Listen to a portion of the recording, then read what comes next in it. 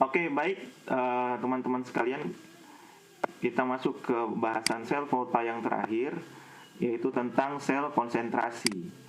Sel konsentrasi ini adalah sel yang memiliki 2,5 sel dengan elektroda yang sama, tetapi memiliki konsentrasi ion yang berbeda. Jadi mau elektrodanya sama, isinya ionnya sama, tapi konsentrasi ionnya berbeda.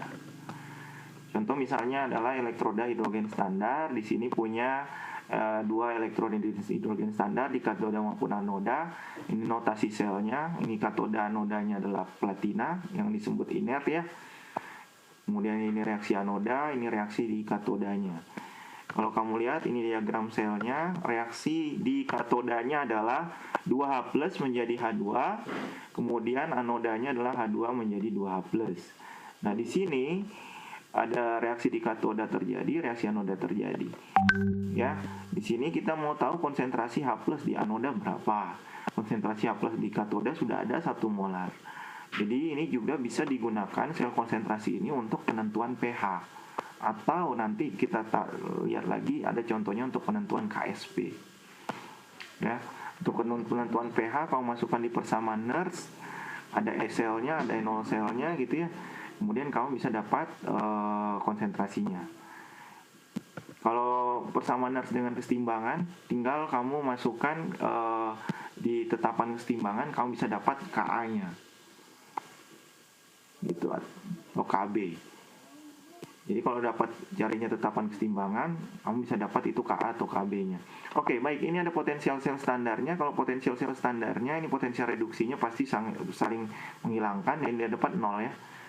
Karena potensial standar reduksi hidrogen dia 0. Kemudian potensial selnya kamu bisa dapat di sini ln X kuadrat per 1. X-nya adalah ion H+ yang kita tidak ketahui, kemudian kita bisa dapat pH-nya. Terus kalau cara lain, kamu bisa menggunakan log. Dengan log itu kan kita tahu min log X itu adalah pH. Jadi kamu bisa cari di sini dari persamaan Nernst, sini kuadratnya pindah dengan persamaan otomatis ya logaritma. Kemudian kamu bisa dapat SL-nya seperti ini. Min log X adalah pH, atau kita bisa bilang SL-nya adalah 0,0592 volt kali pH. Oke. Kemudian dengan sel volta juga bisa kita tentukan dengan KSP. Walaupun ini potensialnya hanya sesaat karena di sini ada endapan kan. Makin lama misalnya ada larutan, di sini adalah AgI. AgI yang saturated. Kemudian di sini Ag+, menggunakan sel konsentrasi yang sama, sel konsentrasi juga. Ini katoda, ini anoda, katoda anodanya Ag sama. Cuman di sini ada endapan yang tidak larut. Semakin lama Ag-nya bisa mengendap, bisa juga tidak larut. Dan di sini akan menghasilkan potensial sesaat. Potensial sel standarnya. Ya. Jadi saat kamu dapatkan di sini notasi selnya adalah Ag+, saturated gitu ya. Kemudian Ag+ menjadi Ag. Konsentrasi Ag+ yang di katoda 0,1 molar, ini kita nggak tahu konsentrasi Ag+-nya.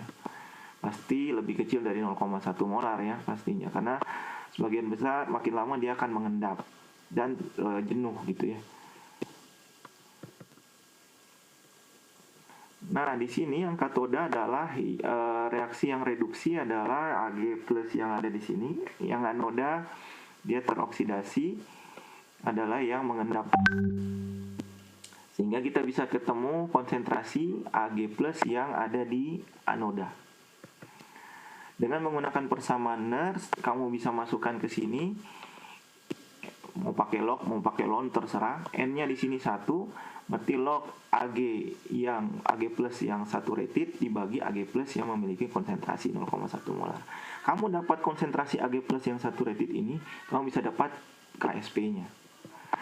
Jadi saat kamu dapat misalkan Ag+ ini adalah saturated adalah X, maka kamu bisa dapat persamaan seperti ini. log X min log 0,1, kamu dapat log X, X-nya adalah kamu dapat 9,1 kali 10 pangkat min 9. Ini adalah konsentrasi Ag+, yang masih larut di dalam anoda, di larutan anoda yang sebagian besar dia mengendap menjadi AgI. KSP-nya kamu bisa dapat 8,3 kali 10 pangkat min 17 adalah KSP dari AgI dengan kelarutan Ag+, 9,1 kali 10 pangkat min 9. Oke, contoh soalnya, misalnya ada KSP PbCl2 dapat ditentukan melalui percobaan sel Volta pada konsentrasi larutan jenuhnya. Diketahui potensial standarnya PbCl2 sekian jadi Pb, Pb2 plus menjadi Pb sekian. Nah di sini mana yang katoda mana yang anoda kamu pasti tahu. Yang katoda adalah ini, yang anoda adalah ini yang minus 0,268. Tulis reaksi pelarutan PbCl2 dan tuliskan ungkapan hasil kali kelarutannya sama kayak KSP biasa, soal KSP biasa. Tulis reaksi lengkap di katoda dan anoda. Ya, tulis reaksi yang ada di potensial reduksi masing-masing. Kemudian hitung KSP PbCl2. Setelah kamu menentukan katoda mana, anoda mana, kamu bisa tulis reaksi lengkapnya. Kemudian hitung KSP-nya dan kelarutannya dalam gram per liter. Ini jawabannya adalah ini. Bagaimana caranya? Ini saya jawab coba ya. Jadi yang pertama PbCl2 menjadi Pb2 plus sama 2 Cl min untuk dia kelarutan dalam air. Ungkapan KSP-nya seperti ini. Katoda anoda itu tadi Pb2 plus menjadi Pb kan ya. Kemudian yang PbCl2 solid seperti ini. Pbs ditambah 2 Cl min karena di sini muatannya 2, di sini tambah 2 elektron. Sehingga reaksi sel totalnya seperti ini. Ya. Kita masukkan ERT ln K, sehingga ungkapan K-nya adalah 1 per Pb2 plus kali Cl min kuadrat. Ya. Sehingga kamu bisa dapat KSP-nya, ini harusnya K ya. Jadi K itu adalah 1 per Pb2 plus dan Cl min. Ini sama dengan ini kan?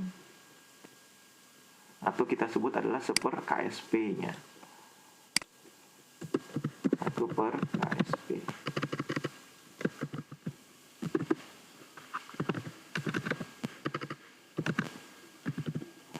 Gitu ya.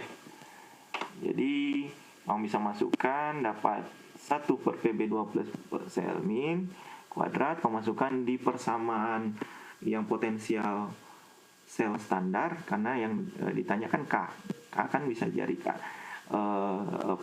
dengan K kamu bisa cari KSP-nya ya. Kenapa nggak pakai S-nya? Karena SL-nya tidak diketahui di soal ya. Bisa juga pakai SL tapi kan itu Q kamu dapat ya. Nah di sini kamu dapat seper KSP, kamu dapat KSP-nya sepernya dari hasilnya. Kemudian dari KSP-nya kamu cari kelarutannya kamu kali dengan AMR-nya, kamu bisa dapat kelarutannya dalam gram per liter.